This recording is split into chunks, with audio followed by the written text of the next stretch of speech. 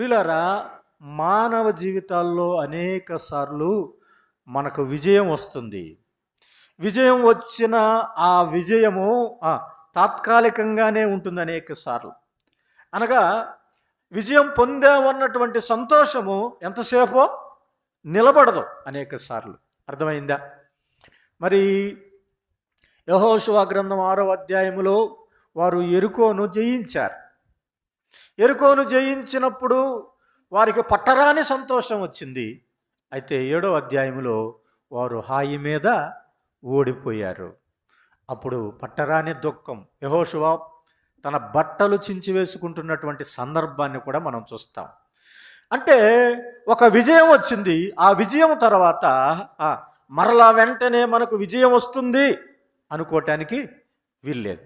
ఎందుకంటే అనేక సార్లు అపవాది మన విజయాన్ని, లేకపోతే మన ఆనందాన్ని, మన సంతోషాన్ని నీరుగార్చాలనే ప్రయత్నము చేస్తూ ఉంటాడు. ప్రియులారా, సినాయి కొండ మీద 10 ఆజ్ఞలు తీసుకొని వచ్చాడు మోషే. మోషే తీసుకొని రాగానే ప్రజలందరూ సంతోషంగా ఉన్నారు. కానీ మోషే కూడా సంతోషంగా ఉన్నాడు. కానీ కిందికి రాగానే ప్రజలు ఏం చేస్తున్నారు? దూడను చేసుకొని, బంగారుపు దూడను చేసుకొని అక్కడ నాట్యమాడుతూ ఉన్నారు. అయితే మోషే కోపముతో ఏం చేశాడు? ఆ 10 ఆజ్ఞ పలకలను పగలగొట్టాడు. ఆ ఆనందం ఎంతసేపో లేదు అని చెప్పటానికి ఒక వ్యక్తి తనకున్న సంతోషము లేకపోతే ఆనందం, తన జీవితంలో నేను ఫలానిది సాధించాను, ఫలాని విజయం సాధించాను అనే ఆనందం అనేక సార్లు భౌతికంగా మనం పొందలేకపోతూ ఉన్నాం. అర్థమైందా? నీవు ఏదైనా ఒక విజయం సాధించావు అంటే అది క్రీస్తు ప్రభువును బట్టే అనుకోవాలి, అంతే. ప్రియులారా, మరి ఏలియా ఏం చేశాడు? అద్భుతాలు చేశాడు. అద్భుతాలు చేసిన తర్వాత రాజుల గ్రంథం 18వ అధ్యాయములో ఏం చేశాడు? బయలు ప్రవక్తలందరినీ పిలిపించి వారి మీద యుద్ధం ప్రకటించి వారిని ఓడించాడు. ఆకాశం నుంచి అగ్ని దిగి వచ్చింది. దిగివచ్చి ఆ బలిపీఠాన్ని దహించి వేసింది. బయలు ప్రవక్తలు 400 మంది చంపబడ్డారు. అయితే 19వ అధ్యాయం ప్రారంభంలో ఎలా ఉన్నాడు? అతడు పిరికివాడైపోయి, అతడు భయస్థుడైపోయి, ఇదిగో ప్రాణ భయము చేత దాక్కోవటానికి, పారిపోవటానికి అతడు ప్రయత్నిస్తున్నటువంటి సందర్భాన్ని మనం చూస్తున్నాం. ప్రియులారా, ఒక విజయం తర్వాత అపజయం, ఒక విజయం తర్వాత ఒక అపజయం. దావీదు కూడా గొల్యాతు మీద విజయం సాధించాడు. సాధించిన వెంటనే అతనికి ఏమొచ్చింది? మరలా ఆ విజయము అలాగే కొనసాగలేదు, ఆ సంతోషం అలాగే కొనసాగలేదు. ఎప్పుడైతే అతడు 10,000 మంది 10,000 కొలదిగా అని పొగడబడ్డాడో ఏం చేశాడు? సౌలు అతన్ని చంపాలని ప్రయత్నము చేస్తున్నాడు. సౌలు చంపాలన్న ప్రయత్నము చేత దావీదు మనసులో నెమ్మది లేకుండా జీవించాడు. అంటే ఒక విజయం వచ్చింది, కానీ వెంటనే ఏమొచ్చింది? ఆ విజయంలో ఉన్నటువంటి ఆనందము, సంతోషము అతడు కోల్పోయినటువంటి పరిస్థితి. ప్రజలందరూ హోసన్నా ఏమంటున్నారు? జయము అని కేకలు వేశారు. దేనిని బట్టి? ప్రభువు చేసిన కార్యాలను బట్టి. అయితే 4 సువార్తల్లో ప్రభువారు ఆ యెరూషలేము పట్టణాన్ని చూసి ఏడ్చాడు అనే సంగతి రాయబడలేదు.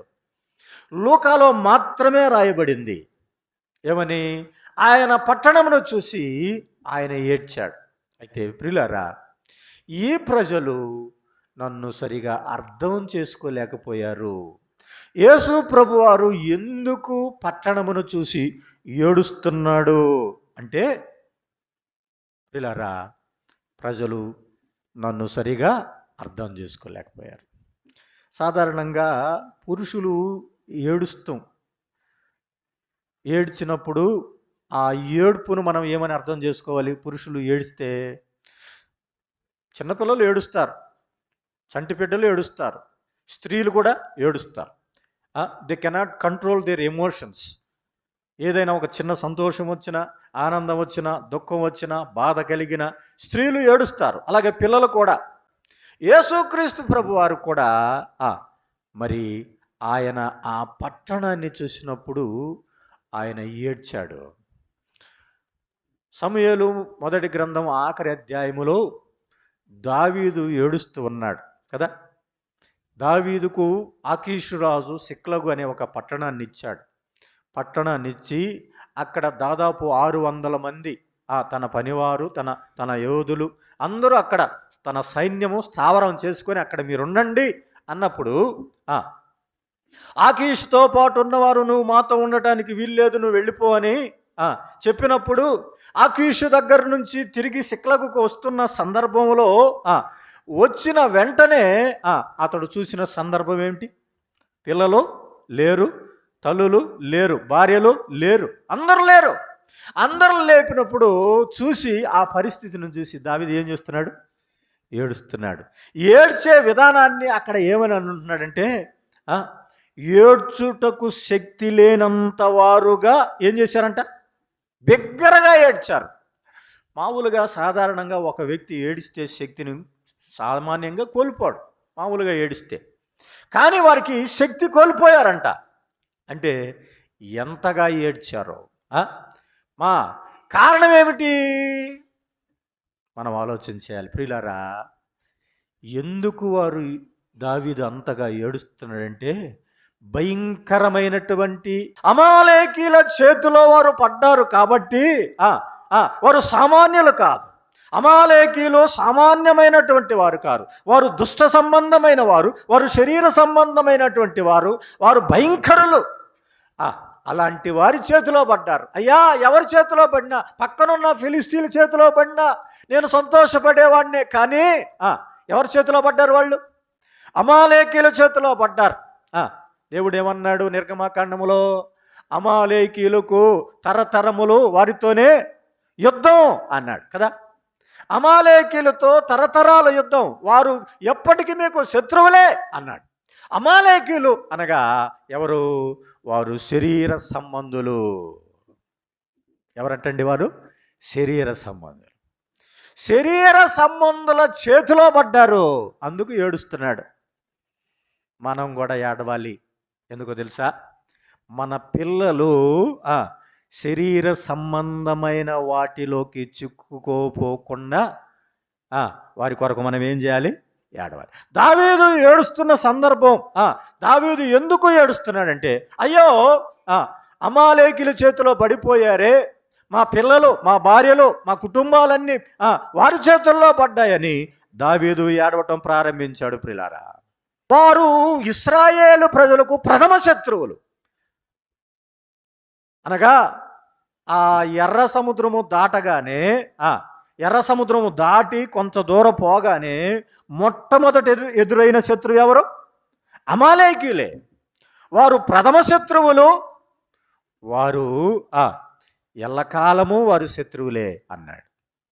అలాంటి శత్రువులను చంపివేయండి, నాశనం చేయండి పిల్లలతో సహా అని సౌలుకు చెబితే సౌలు విన్నాడా? వినలేదు. సౌలు వినలేదు. కాబట్టి ఇప్పుడు వారు మరలా సారికి వారు ఏం చేస్తున్నారు? దేవుని పిల్లల మీద దాడి చేస్తున్నారు. ప్రియులారా, గలతీ పత్రికలో చెప్తున్నాడు, శరీరమునకు ఆత్మకు ఏమున్నది? విరోధం ఉన్నది అన్నాడు. ఎప్పటికి విరోధం చెప్పండి? ఎల్లకాలము విరోధమే. శరీరము ఆత్మ గలతీ 5:17 తిన్నాడు. శరీరము ఆత్మ శరీరమునకు విరోధముగా అపేక్షించుచున్నవి అన్నాడు. అది ఒకదానికొకటి వ్యతిరేకముగా ఉన్నది. ఎప్పటికీ వ్యతిరేకమే. నీలో శరీరం ఉన్నంత కాలము ఆత్మ సంబంధిగా నీవు ఉండలేవు. మరి ఏం చేయాలి? ఆత్మ సంబంధమైన క్రియలున్నాయి.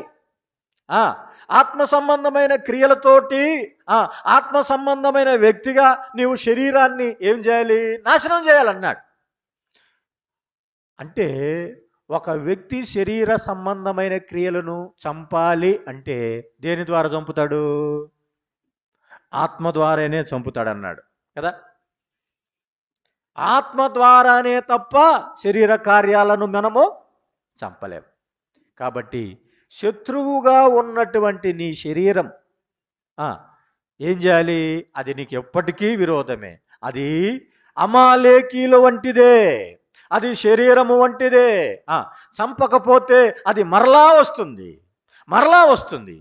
కాబట్టి శరీరము చంపబడాలంటే ఆత్మచేతనే అన్నాడు ప్రియులారా. అంటే ఒక వ్యక్తి ఆత్మ సంబంధిగా జీవించాలి అంటే ఏం చేయాలంట? ఆత్మచేత శరీర క్రియలను అంటే శరీర క్రియలను చంపటానికి ఇంకా వేరే మార్గమే లేదు. గుర్తుపెట్టుకోండి. ఏం చేయాలి? నీవు ఆత్మచేతనే, నువ్వు ప్రార్థనా పరుడుగాను, నువ్వు వాక్యం చదివేవాడుగాను, నీవు దేవునితో సహవాసం చేసేవాడుగాను, ఆత్మ సంబంధిగాను, పరిశుద్ధాత్మను పొందినవాడుగా ఉంటేనే ఏం చేస్తావు? శరీర క్రియలను చంపగలుగుతావు. ఆత్మచేత శరీర క్రియలను చంపిన ఎడల నీవు జీవిస్తావు అన్నాడు ప్రియులారా.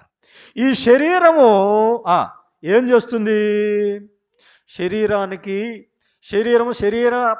శరీరానుసారంగా ప్రవర్తిస్తుంది. శరీరం ఏమంటుంది? నా ఇష్టం అంటుంది. కానీ ఆత్మ ఏమంటుంది? దేవుని ఇష్టం అంటుంది కదా. ఆత్మకు శరీరానికి తేడా ఏమిటంటే ఆత్మానుసారంగానే నడుచుకుంటుంది, శరీరము తన ఇష్టానుసారంగా నడుచుకుంటుంది. ఆ శరీరానికి చిన్నలని లేదు, పిల్లలని లేదు, స్త్రీలని లేదు, ఎవరు లేరు. అనగా అమాలేకీలు ఎవరెవరిని పట్టుకెళ్ళారంట? చిన్నలను పట్టుకొని, బాలురు మొదలుకొని, స్త్రీలను, భార్యలను, పిల్లలు అందరిని పట్టుకొని వెళ్ళారు. అనగా శరీర సంబంధులు. అయ్యో వీళ్ళని వదిలేద్దాంలే అనుకోలేదు. ఏం చేశారు? అందరినీ తీసుకొని వెళ్ళారు. రెండవదిగా ఏడ్చిన వాళ్ళల్లో ఏశావు ఏడ్చినట్టుగా మనం చూస్తున్నాం. ఎలాగా? పెద్ద కేక వేసి ఎలుగెత్తి ఏడ్చాడు. దేనికోసం? ఓ నా తండ్రి, నన్ను కూడా దీవించు, నన్ను కూడా ఆశీర్వదించు అని ఏం చేస్తున్నాడు? ఏడుస్తూ ఉన్నాడండి. దేనికోసం? ఆశీర్వాదం కోసం ఏడుస్తున్నాడు. నన్ను కూడా దీవించు. జ్యేష్ఠత్వము అనేది దేవుడిచ్చిన ఆశీర్వాదం. దాన్ని ఏం చేశాడు? చులకనగా తీసుకున్నాడు. ఆ జ్యేష్ఠత్వమా ఏముందిలే అనుకున్నట్లుగా తీసుకున్నాడు. అంటే జ్యేష్ఠత్వాన్ని తక్కువగా చూశాడు. దానిని బట్టి ఇప్పుడు వచ్చి ఏం చేస్తున్నాడు? నాకు ఆశీర్వాదం కావాలి అని కోరుకుంటున్నాడు. చాలామంది దేవుడిచ్చే ఆశీర్వాదాన్ని ఏం చేస్తున్నారు తెలుసా? తక్కువ చూస్తున్నారు. దేవుడిచ్చే రక్షణ, పేరుకి రక్షణ ఉచితమే అని ఉన్నది, కానీ ఆ ఉచితంగా వచ్చేదాన్ని ప్రజలు ఏం చేస్తున్నారు? తక్కువ చూస్తున్నారు. ఒకసారి సువార్త చెప్తుంటే వేరే సహవాసానికి చెందిన ఆయన నా దగ్గరికి వచ్చి అంత అయిపోయిన తర్వాత అంటున్నాడు, మీ బ్రదర్ అన్న వాళ్ళు ఎప్పుడు రక్షణ రక్షణ రక్షణ రక్షణ సువార్త ఎందుకు ఎప్పుడు అదే చెప్తారు, వేరే ఏం చెప్పరా అని అన్నాడు. ఒక వ్యక్తి రక్షించబడితే, ఒక వ్యక్తి మారు మనసు పొందితే ఎక్కడ సంతోషం అన్నాడండి? పరలోకంలో సంతోషం అన్నాడు. ఆయనిచ్చే రక్షణ శాశ్వతము, ఆయనిచ్చే నిత్య జీవం అది శాశ్వతమైనది. అందును బట్టి ఏశావు ఎక్కడ జీవించాడంటే వేటాడుటయందు నేర్పరిగా ఉండి అరణ్యవాసిగా ఉన్నాడు. అంటే ఎప్పుడు చూసినా లోకములోనే ఉన్నాడు, ఎప్పుడు చూసినా బయటే తిరిగేవాడు, ఎప్పుడు చూసినా క్రూర మృగాల మధ్యనే ఉండేవాడు, ఎప్పుడు చూసినా లోక భోగాల వైపే, లోక ఆశల వైపే, అరణ్యములోనే ఉండటానికి ఇష్టపడ్డాడు. యాకోబు ఎక్కడున్నాడు? తండ్రి ఇంట ఉన్నాడు. కానీ అరణ్యవాసిగా లోకములోనే ఉండటానికి ఇష్టపడి లోక సంబంధమైన సుఖాల కోసం ప్రయత్నం చేసి చివరికి ఏమయ్యాడు? ఆశీర్వాదము పొందాలనుకున్నాడు. తప్పుడు ఆలోచనల చేత, తప్పుడు నిర్ణయాల చేత చివరికి ఫలితం ఏమొచ్చిందండి? కన్నీళ్ళు వచ్చినాయి. చివరికి ఏమొచ్చింది? ఏడుస్తున్నాడు.